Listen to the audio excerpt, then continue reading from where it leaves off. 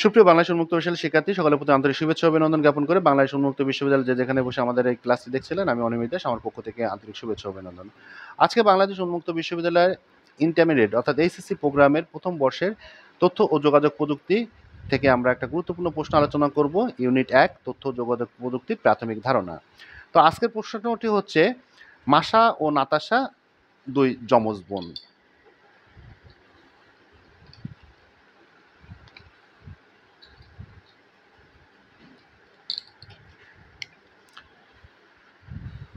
তাদের দুই বোনের মধ্যে এতই মিল যে অনেক সময় তাদের বাবা মা তাদের আলাদা করতে পারেন না। কিন্তু যখন সিকিউরিটি স্ক্যানে দুইজনের চোখের মধ্যকার দূরত্ব পরিমাপ করা হলো, তখন খুব সহজেই দুইজনকে আলাদা আলাদা শনাক্ত করা গেল। আবার দুই বোনের বিনোদনের জন্য তথ্য ও যোগাযোগ প্রযুক্তির কৃত্রিম পরিবেশ পছন্দ করে। এখন এখানে উদ্দীপকের 4টা প্রশ্ন থাকে। 4টা প্রশ্নের প্রথম প্রশ্নের ক নম্বর প্রশ্নের মার্ক হচ্ছে 1, খ নম্বর প্রশ্নের মার্ক হচ্ছে 2, গ নম্বর প্রশ্নের মার্ক 3 এবং ঘ নম্বর প্রশ্নের মার্ক হচ্ছে 4।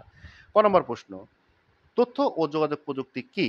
তো আমাদের এটা এক কথায় উত্তর করতে হবে যে প্রযুক্তির মাধ্যমে কোনো ডাটাকে এক স্থান থেকে অন্য স্থানে, কিংবা এক কম্পিউটার থেকে অন্য কম্পিউটারে, কিংবা এক ডিভাইস থেকে অন্য ডিভাইসে, কিংবা এক ডাটাকে অন্যের নিকট স্থানান্তর করা হয়, তাকে তথ্য ও যোগাযোগ প্রযুক্তি বলে।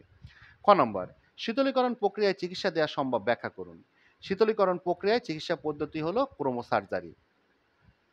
ক্রোমোসার্জারি হলো এমন একটি চিকিৎসা পদ্ধতি যার মাধ্যমে অত্যন্ত নিম্ন তাপমাত্রায় শরীরের অস্বাভাবিক বা রোগাক্রান্ত কোষগুলোকে ধ্বংস করা যায়।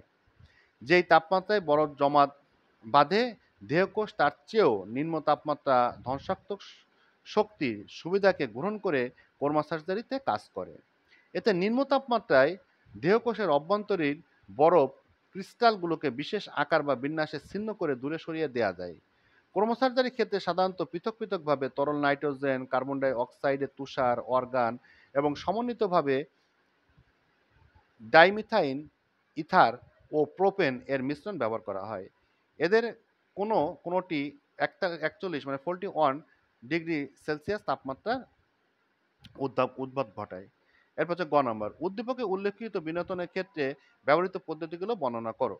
উদ্দীপকে উল্লেখিত বিনোদনের ক্ষেত্রে ব্যবহৃত পদ্ধতি হলো তথ্য ও যোগাযোগ প্রযুক্তি নির্ভর কৃত্রিম পরিবেশ বা কৃত্রিম বুদ্ধিমত্তা। মানুষ যেমন চিন্তাভাবনা করে কৃত্রিম উপায়ে কম্পিউটার সেভাবেই চিন্তাভাবনা করার সক্ষমতা রূপ করাকে আর্টিফিশিয়াল ইন্টেলিজেন্সি বা কৃত্রিম বুদ্ধিমত্তা বলে। অর্থাৎ কম্পিউটার নিজে নিজে চিন্তাভাবনা করাকে যে জিনিসটা বলা হয় সেটা হচ্ছে আর্টিফিশিয়াল ইন্টেলিজেন্সি বা কৃত্রিম বুদ্ধিমত্তা বলে। তথ্য ও যোগাযোগ প্রযুক্তি নির্ভর কৃত্রিম পরিবেশের মাধ্যমে কম্পিউটার চিন্তা করার ক্ষমতা, দেখতে পারা, শুনতে পারা, হাঁটা এবং অনুভব করার ক্ষমতা প্রদান করতে সক্ষম হয়েছে বর্তমান সময়ের বিজ্ঞানীরা। কৃত্রিম বুদ্ধিমত্তা বা আর্টিফিশিয়াল ইন্টেলিজেন্সি হচ্ছে বিজ্ঞান এবং প্রযুক্তির সমন্বয়। মানুষ যেভাবে চিন্তা করে তেমনি কৃত্রিম উপায়ে কম্পিউটার সেই চিন্তাভাবনার রূপদান করাকে কৃত্রিম বুদ্ধিমত্তা বা আর্টিফিশিয়াল ইন্টেলিজেন্সি বা এআই বলা হয়। এআই এর প্রধান উদ্দেশ্য হলো কম্পিউটার উন্নত করা, যাতে কম্পিউটার চিন্তা করার ক্ষমতা, পাশাপাশি দেখতে পারা, শুনতে পারা, হাঁটা ও অনুভব করার মতো ক্ষমতা পায়। কম্পিউটার কিভাবে মানুষের মতো চিন্তা করবে, কিভাবে অসম্পূর্ণ তথ্য দিয়ে পূর্ণাঙ্গ সিদ্ধান্ত পৌঁছাবে, কিভাবে সমস্যার সমাধান করবে, কিভাবে পরিকল্পনা প্রণয়ন করবে ইত্যাদি বিষয়গুলোর জন্য কৃত্রিম বুদ্ধিমত্তার উপর আরও গবেষণা করা হচ্ছে। এরপর হচ্ছে ঘ নম্বর, উদ্দীপকে মাসা এবং নাতাশা শনাক্তকরণের জন্য তারা দুইজনের মধ্যকার দূরত্ব বা সিকিউরিটি স্ক্যান দ্বারা পরিমাপ করা হলো। এই পদ্ধতিতে বলা হয় বায়োমেট্রিক পদ্ধতি। অর্থাৎ আমাদের তৃতীয় যে প্রশ্নটি ছিল যে উদ্দীপকে মাসা এবং নাতাশা শনাক্তকরণ পদ্ধতিটি কি নিরাপত্তার ক্ষেত্রে গুরুত্বপূর্ণ, আপনার বিস্তারিত মতামত তুলে ধরুন। উদ্দীপকে মাসা ও নাতাশা শনাক্তকরণের জন্য তাদের দুইজনের চোখের মধ্যকার দূরত্ব সিকিউরিটি স্ক্যান দ্বারা পরিমাপ করা হলো। এই পদ্ধতিকে বলা হয় বায়োমেট্রিক পদ্ধতি। গ্রিপ শব্দ মেটারন অর্থ পরিমাপ এবং বায়ু অর্থ হচ্ছে জীবন।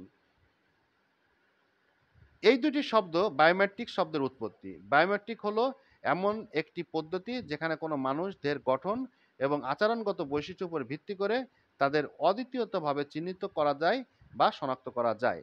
কম্পিউটার বিজ্ঞানে বায়োমেট্রিক পদ্ধতি ব্যক্তি শনাক্তকরণ এবং কোনো সিস্টেম প্রবেশাধিকার নিয়ন্ত্রণের কৌশল হিসেবে ব্যবহার করা হয়।